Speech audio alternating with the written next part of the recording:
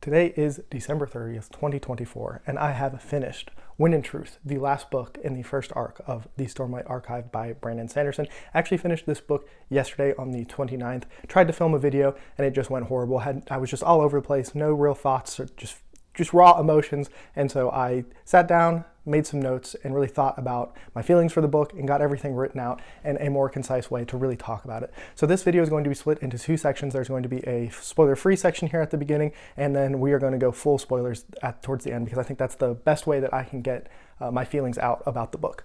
So with all of that being said, one thing I also want to note is I have done my best to stay as completely spoiler and influence free from this book. And what I mean by that is I have not read any comments about it. I have not watched any videos about it. I have tried to avoid anything I can about this book because I wanted this to be my complete unbiased opinion without outside influence. Now, obviously, I have seen a few things here and there. It's hard to avoid all thumbnails and titles and everything of a very popular book that is getting reviewed. And from what I can tell, it seems that there is maybe a mixed to a negative kind of feeling about this book in general, which for me is not the case. I am going to be giving Wind and Truth a solid 4-star rating, and I think this is probably my third favorite of the Stormlight Archive books. Now, that does not mean it is without flaws, but I really do think that this is a good middle book compared to Oathbringer and Rhythm of War. I would have it above those two and just below The Way of Kings and Words of Radiance. It is right there in that third spot for me. I think it has a lot of really big, impactful moments. I think that some of those come in the later parts of the book. The last 400 pages in particular, I think, are really strong.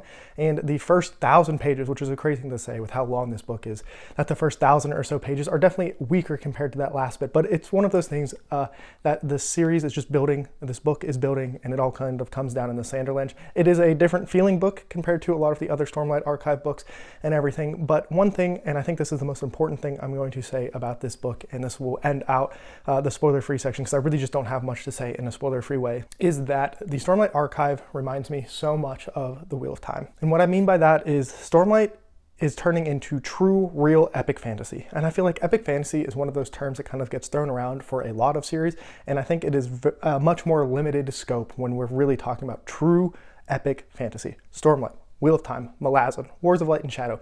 These are big, epic series that are sprawling, huge, and you're going to have so many plot points and threads that you're not going to like everything. And I think that is maybe some of the discourse we're going to see around this book. I can totally see this being a very divisive book, because I think there are going to be a lot of people who don't like a lot of the plot threads, but there are going to be a lot of people who do. And it's one of those things where the story is sprawling. We're getting so much happening, just like we did for The Wheel of Time. Books 8, 9, and 10 in particular, I believe, are what people consider the slog for the most point. And it's because the same thing kind of happened. There's so many plot threads and things happening that if you spend too much time in a thread that you personally don't like, the book isn't going to work for you in the same way. And I feel like the same thing is going to be happening here with this section of Stormlight. I feel like when we are done, when we get book 10 and Stormlight is finally done in like 2050 or whenever it is, we are going to look back at maybe books 4, 5, 6, and say, oh, those are the sloggy books of the Stormlight Archive, but it all comes back together, because I just believe that is what's going to happen.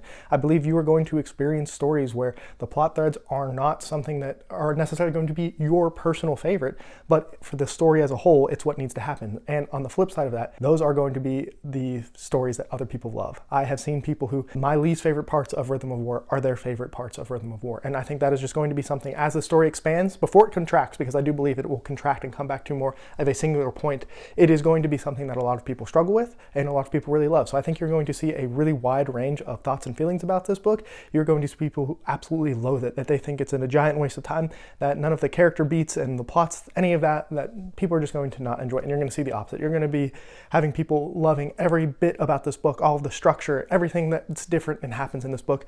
I think you're going to see. I think that's what makes it a really interesting thing, and part of the reason why I personally cannot really talk about it in a spoiler-free way. It's not something I'm going to be able to do here. So with that being said, Stormlight is becoming, to me, very much like The Wheel of Time, where there's going to be some divisive feelings, but at the end, everybody's going to be overall happy with it. And I'm hoping that I'm right, because Obviously, I love The Wheel of Time. I really love Stormlight. I do think it is a fantastic series, but we'll see. Only time will tell, and unfortunately, it seems like it is going to be quite a long time until we get book 6. So we'll be waiting for quite a while. Who knows what any of us will be doing in the 6 to 10 years until that next book comes out. But with that being said, I'm going to jump into the spoiler section here. I'm giving you time to jump away from the video now. I am going to spoil everything I possibly can about this book, but I'm going to be doing it in a way where I'm talking about things that I like, things I'm kind of neutral on, and things that didn't really work for me in this book in particular. So that is my rambling. Hopefully you have had a chance to click away now if you want to. So let's go ahead and start with some of the things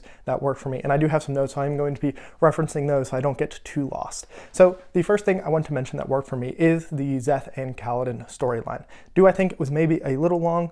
Maybe. I don't know. I liked seeing the Szeth flashbacks and having some of my expectations really thrown on its head. I didn't really know what to expect from Szeth's family, and to see that it was like a loving and caring family who they were maybe misguided, maybe they were questioning things that made them outsiders, so many different things, but like they were with Szeth for the most part. Obviously, his mother leaves, and I think that was a hard thing for him to deal with, but I think it made a lot of sense in the story. I just enjoyed all of those flashbacks and everything.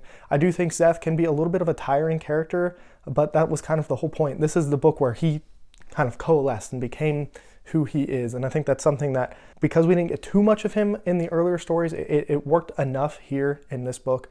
I obviously, all the stuff that ends up happening at the end with him and Kaladin and I guess we just have to talk about Kaladin becoming a herald. I mean, it was just a beautiful moment, and that's something I will always remember. I do like the callback to, Honor is dead, but I'll see what I can do. I think that was another really powerful moment, and I think it showed a lot. I do think that the Kaladin becoming a therapist storyline worked so much better here than it did in Rhythm of War. In Rhythm of War, it is something that I was really frustrated with. I don't think it worked very well for me personally in Rhythm of War, but here I think it worked better. Is it heavy-handed? Sure, sometimes it definitely is, and I think that's just comes with the territory of like dealing with some of the mental and emotional things that Sanderson is trying to deal with here, and he is not like an actual therapist. He's taking information and trying to put it in a somewhat realistic way into these books, but the whole Kaladin becoming a therapist section in here definitely worked for me. I do think it is cool that he became a herald. I thought he was going to become Honor. That was one of my theories for this book, that he was going to be one who was going to become Honor. And the fact that he is a herald is something I think I'd like more, because I think while we might not see him for a couple of books, that it means he will be back at some point, and who knows how much time will have passed or anything for when that happens. But I think when we do get the triumphant return of the heralds, including Kaladin, and I guess Scylla's with him, that it will be an epic moment, and it'll be one of those like top Stormlight moments that everyone talks about. Another thing that worked for me that I was kind of surprised with is Dalinar, his character in particular. I think we maybe spent a little bit too much time in the realms, and we'll get to that when we talk about the negatives a little bit. But Dalinar as his character, really fortifying himself again, I think worked. Was it maybe a little bit of a rehash of what we have seen? Maybe, but I think this was once again one of those, we're really building it, and it's that final coalition of like everything happening and becoming one that I think ended up working pretty well with Dalinar. I think him being able to pick up Honor, use the power of Honor to realize what he needs to do is not actually be Honor, revoke it, and kind of break everything and contain Odium in Roshar and kind of point that spotlight on him so all of the other shards are looking at him.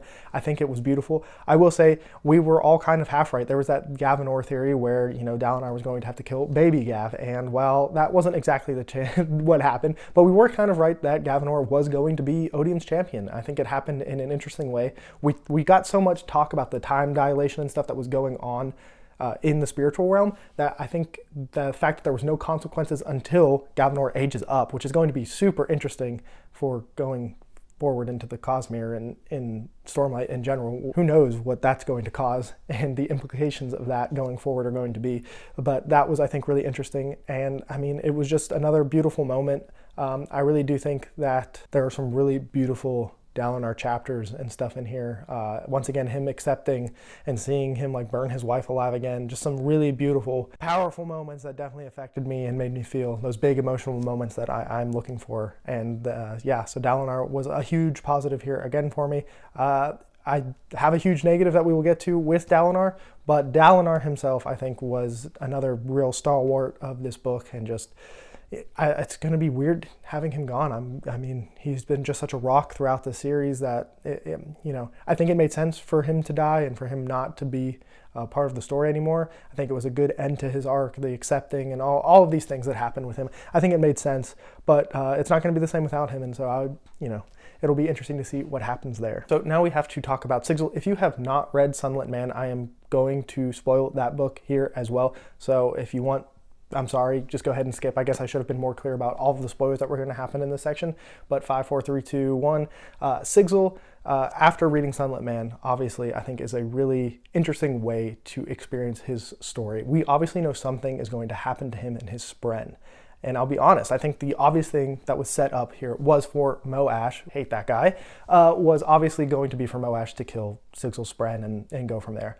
But I think the renouncing of the oaths to save his spren and turn them into a Deadeye was an interesting twist that I didn't see coming. I think just in general, seeing him really step up and kind of become himself is interesting. And obviously him getting the Dawn Shard is going to probably have him be a pretty prominent figure, maybe in other Cosmere books. Obviously he kind of has Sunlit already for himself, but I have a feeling that he might be a character going forward that we see a little bit more of. And obviously he's a world hopper, right? The whole point of Hoid or Wit giving him the Dawn Shard and telling him to get off world as fast as he can. So obviously we know that that is something that's going to be happening, and I would absolutely love at this point to see more of Sigil in some other books, even if it's, the quick cameos that we get. I really enjoyed all of that. So there were some really great battles there with the Thunderclasts and everything that's happening there on the Shattered Plains and just all of that that's going on. I think it was really interesting, and obviously big Cosmere implications there for Sigil. I think he was another bright spot here for me. Next up for a positive for me, and this honestly might be my favorite story throughout the entire book, is Adolin. I think Adolin really, he has been a character for me who has been building up, and I have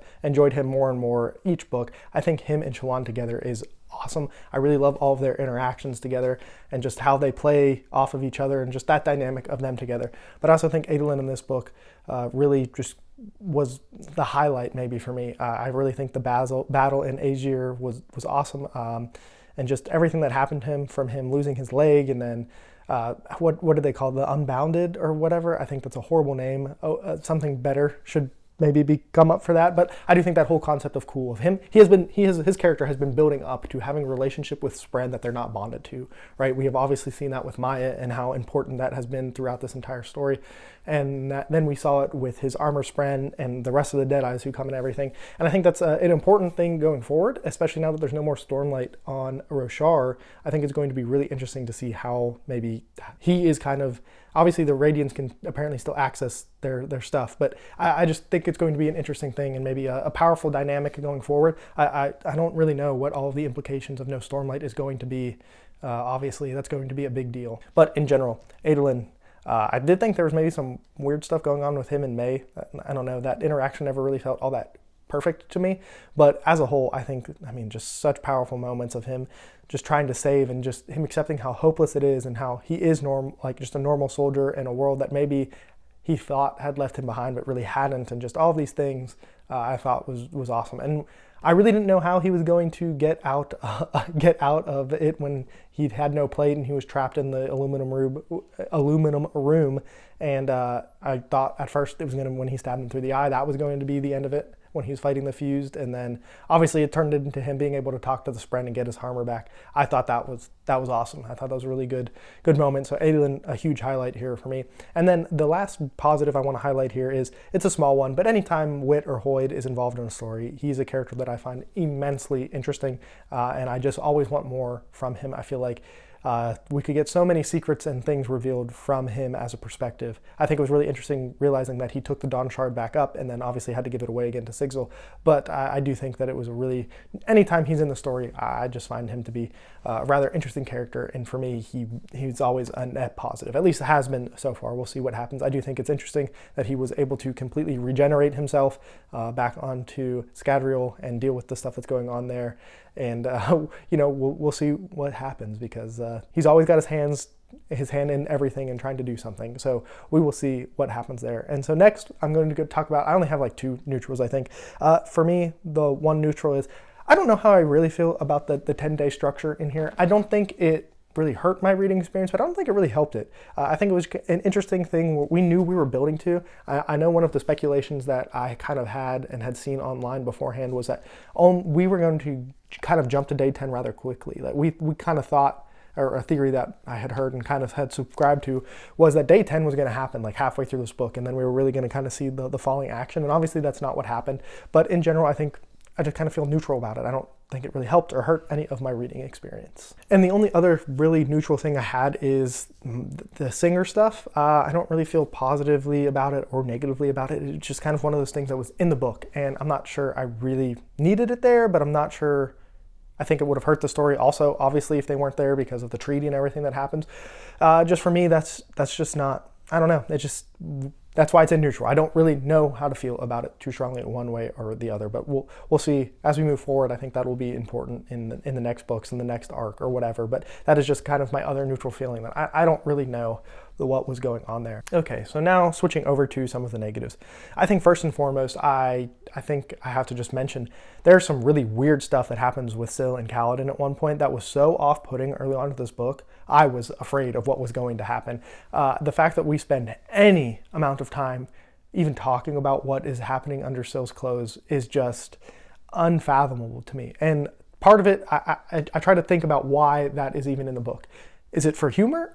Maybe she makes like a whole joke about it, and to me it's not funny. It's really weird. It's really strange. I actually at one point had a friend ask me if I was really far ahead of her at one point in her reading, and she asked, did I think that Syl and Kaladin want to like become a couple? And I just was thinking about that scene of like, is this setting up so that like they can be and it like makes sense? And then obviously the other part of it is, I think sometimes Sanderson wants to over-explain everything. We get like all these crazy magic systems, we get all the ins and outs of how every little thing works. And if you hear him talk about not even just Stormlight, but the Cosmere as a whole, he has answers for like everything. Anything you can think of, he's kind of thought about and has it. And so I almost feel like maybe part of it was he thinks people were wondering what was going on, and so he needed to explain it. But to me, it just felt so weird, so out of place, not something that needed to be in any Stormlight book, any Cosmere book ever. It was really off-putting, and it made me scared at one point. It is maybe my least favorite thing that I have read in the Cosmere. It was, like I said, it was definitely something. And to kind of stay in that similar vein, there is, to me, some just very awkward sexual stuff that happens in this book, specifically early on before everything really happens, right? Before Shallan goes to the spiritual realm, before Dalinar goes to the spiritual realm, all of that stuff.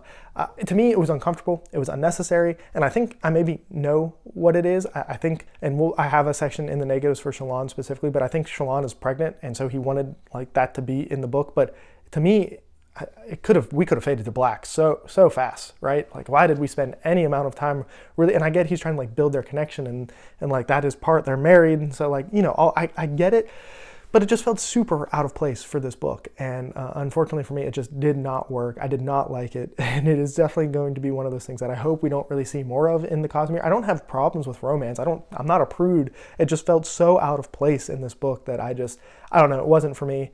I don't think it was particularly well done. I mean, the whole thing when they're in the hammock on the ship and there's people keep coming in over and over again, haha, look at us, we're naked. It was so cringy, and just not a big fan of that. Speaking of cringy, I found a lot of the humor to once again be cringy. It gave me slight Mistborn Era 2 vibes where, man, can we just let a serious moment breathe? We don't need a one-liner after every little serious thing. I promise we can have a serious moment. And I know this isn't like a grimdark series. This isn't a bleak series. So like, you want to keep it light. You want that levity. But for me, man, there are definitely, I mean, this is a massive book, so there are obviously times where I laugh, and specifically with like Wit, I think Wit is really funny. Every now and again, I do think Syl is funny. I think there are definitely moments where there is funny stuff that happens in here, but there's also so much of it that is just like a throwaway one-liner that I'm just like, did we really need that? Did that really add to this story? And for me, it doesn't. It didn't. And so it's one of those things where I don't think a lot of Sanderson's humor, and I'm sure there are people who do find it funny, but like for me personally, I don't think I do, which is unfortunate because it seems to be creeping more and more into these stories. And so, we'll see what happens there, but the humor is obviously one of those things that is very hit and miss for everybody. So it's a very personalized thing. But like I said, a lot of it, I just felt like these one-liners, it's what bothered me so much about a lot of Marvel movies is like every time something happens, there's like a quippy one-liner, and it's like, oh my God, do we really really need some more of that? And I personally, I think no. And I already mentioned this character, Shallan.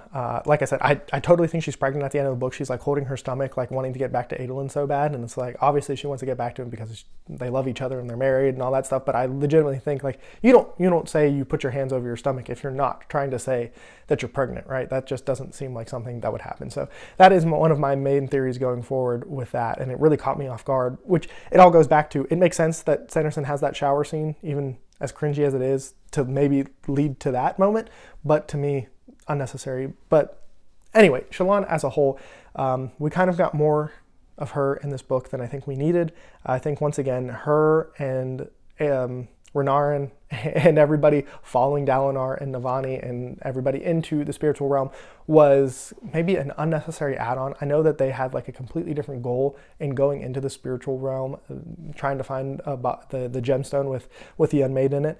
But to me, I don't know if it didn't need to be so tied maybe to Dalinar and Navani as they go through, and I know they kind of end up splitting off, and I don't know, there's just, I had problems with that story in particular. Once again, I just, in general, I think struggle with some of the other realms that Sanderson has. I do think Shadesmar in particular can be very interesting, and some very interesting things have happened. I think a lot of the stuff that happened in Lasting Integrity in Rhythm of War was really interesting. But in general, I think maybe we just spent a little bit too much time there. I don't know. I like Shallan as a character. She has traditionally been one of my favorite characters. I remember after reading Words of Radiance, I think she was probably my favorite character, and that has definitely eroded away a little bit. I do think that some of her personalities wear on me, and I understand like Sanderson is doing something there. But it was, I don't know, it's a little tiring, and I don't know. I have mixed feelings on Shallan at this point. I still think, in general, her and Adolin, when they are together, I really like them. But when they're separate, I like them less. Adolin, obviously in this book, like I said, was definitely a highlight, so that wasn't so much true in Wind and Truth, but in general, I think they are better together. We did finally get the big reveal that I think most people who are really plugged into the Stormlight fandom, the theory that Shallan's mom was a herald ended up being true. I think it was cool to get that confirmation, and I do like that Sanderson has a lot of different mixed stuff where there are theories that he gives you a lot of breadcrumbs to, they're easy to figure out, and then he confirms them for you, and then he has other ones where there's a lot, he lets you speculate in everything that goes on, and I think that is a cool mix of stuff that happens there. The next thing that didn't really work for me was Jasnah.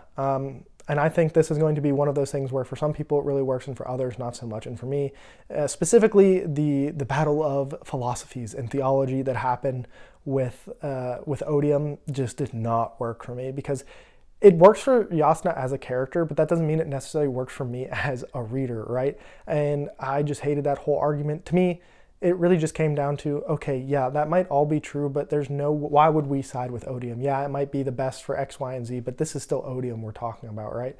So what is happening? Well, there's just, I don't know, I had a lot of problems with that.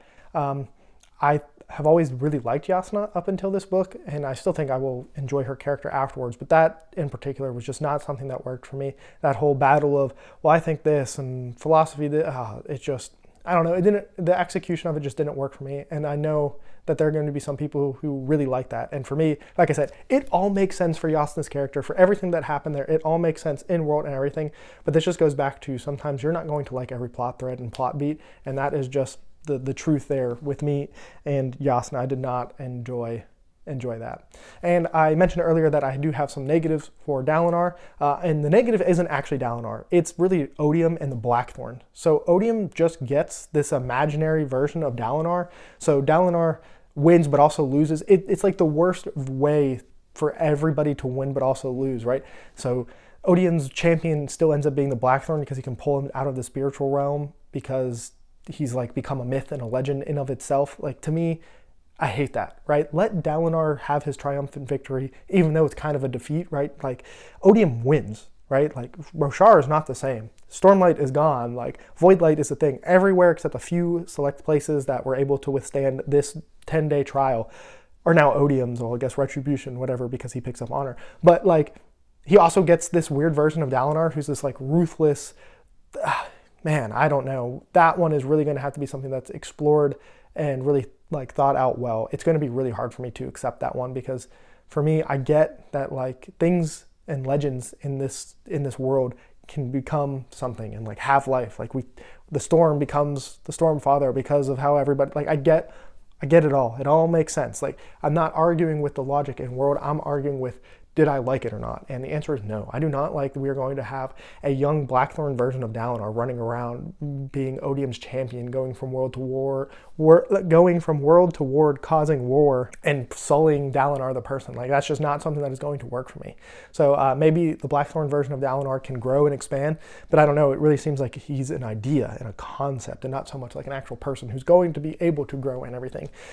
So we will see what happens there, because that one definitely is not something that is working for me. And then my last negative is, was every single page in this behemoth of a book absolutely necessary? I'm going to go with no. I think that there's definitely some stuff in here that could have been cut.